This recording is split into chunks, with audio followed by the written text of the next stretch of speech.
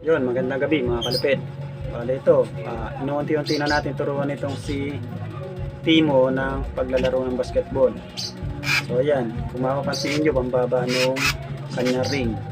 So ganyan talaga, binabaan lang natin. Ayun yung pinakang taas dapat niya. So binabaan lang natin para makuha niya yung pag-shoot ng bola. So ayan, let's go.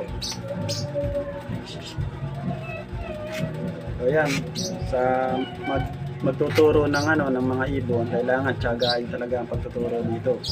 Hindi basta-basta makukuha ito ng ng alaga nating ibon. So kailangan matinding pasensya natin, tsaka siyempre pagtsatsaga natin sa pagtuturo. So ayan mga kalupit, ito. Catable, yun. Good news yun, yung mga ganong good sign pala yun, yung kanyang pinipick up yung bola at tsaka iniaangat. Siyempre pag nakapasok niya, re-rewardan natin. So, isa pa, get the ball, shoot. So ayan, medyo itinatapon pa niya yung kanyang bola. So dapat ma-maintain niya na kunin at saka dalhin niya doon sa ring. So ayan, so, dahil under training pa lang siya, kaya hindi pa siya gaano marunong magdala ng bola. Get the ball.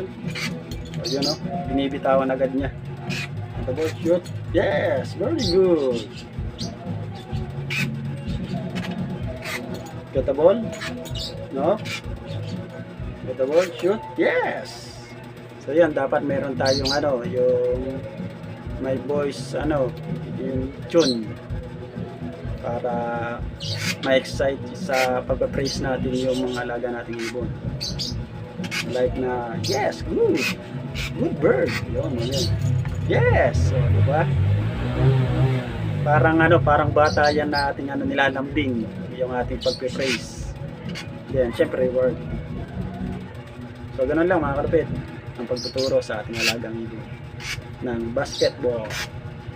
Oh yes.